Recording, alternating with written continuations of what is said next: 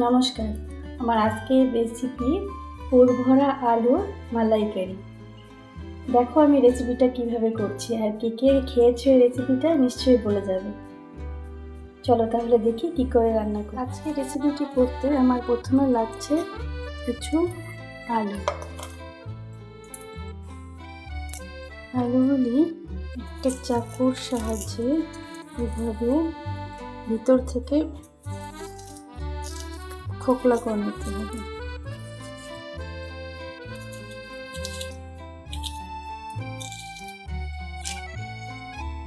তোমরা চাইলে চামচ দিয়েও করতে পারো।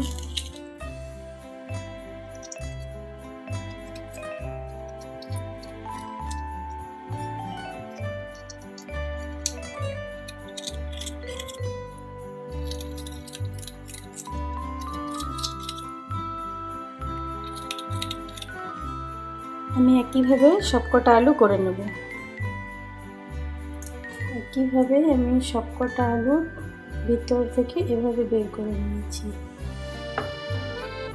এবার এটাকে ভালোভাবে ধুয়ে নেব। একটা প্যানে জলের মধ্যে সামান্য নুন দিয়ে নেব এবং কেটে রাখা আলুগুলি 2-3 মিনিটের জন্য সিদ্ধ করে নেব। এরকম ফুটে উঠলে তখন আমরা আলুগুলি নামিয়ে নেব।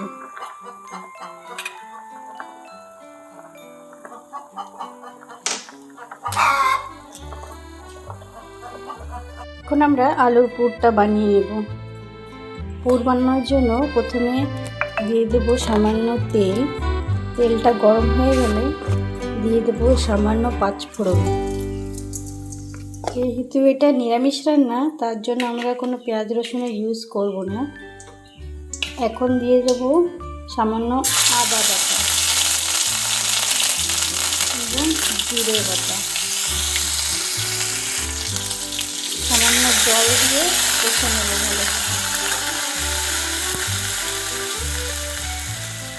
এখন দিচ্ছি হলুদ গুঁড়ো,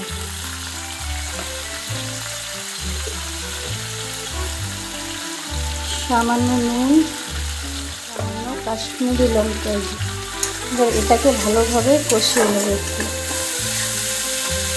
মশলাটা ভাজা হয়ে গেলে এখন সেই আলুটা দিয়ে দেব।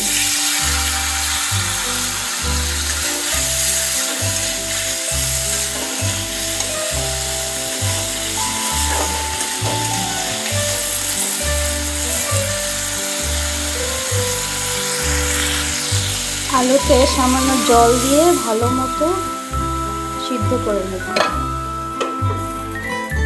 আলুর জলটা শুকিয়ে আসলে এখন দিয়ে দেব কিছুটা পরিমাণ ছানা। ছানাটা আমি ঘরেই তৈরি করেছি, আপনারা চাইলে বাড়ির বাজার থেকেও আনতে পারেন।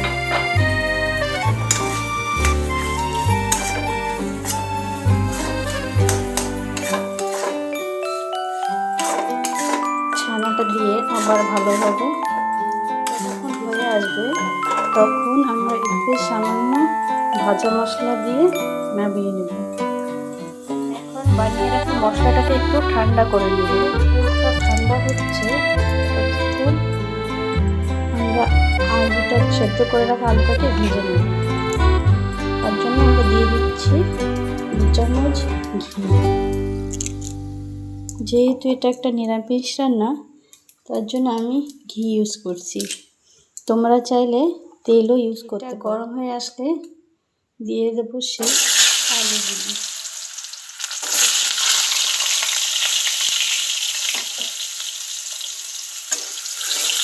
আলুগুলি সামান্য হলুদ দিয়ে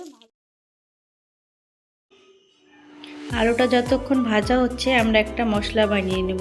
1 চামচ হলুদ, 1 চামচ লঙ্কা গুঁড়ি, 1 চামচ ধনিয়া পাউডার এবং বেটে রাখা জিরে এবং আদা দিয়ে সামান্য জল দিয়ে একটা পেস্ট বানিয়ে নেব।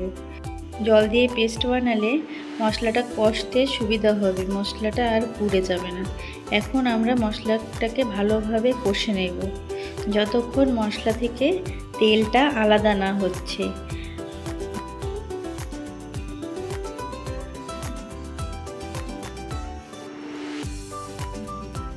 মশলাটা ভালোভাবে কষা হয়ে গেলে তখন ওর ভিতরে দিয়ে দেবো 1 কাপ টমেটো পেস্ট। টমেটো পেস্টটা দিয়ে আবারও ভালো করে কষে নেব তেল ছাড়া পর্যন্ত। যখন এভাবে মশলাটা তেল ছেড়ে আসবে তখন দিয়ে দেবো কাজু পেস্ট। কাজু পেস্টটা দিয়ে আবারও ভালোভাবে কষতে হবে। কষতে কষতে যখন আবারও এটা থেকে তেল ছেড়ে আসবে তখন আমরা এটাতে অ্যাড করব আগে থেকে করে রাখা নারকেলের দুধ। দুধটা যতক্ষণ ফুটছে ততক্ষণ আমরা ভেজে রাখা আলুতে মশলার পুরটা ভরে নেব। এইভাবে আমি সমস্ত আলুগুলিতে পুরটা ভরে নেব।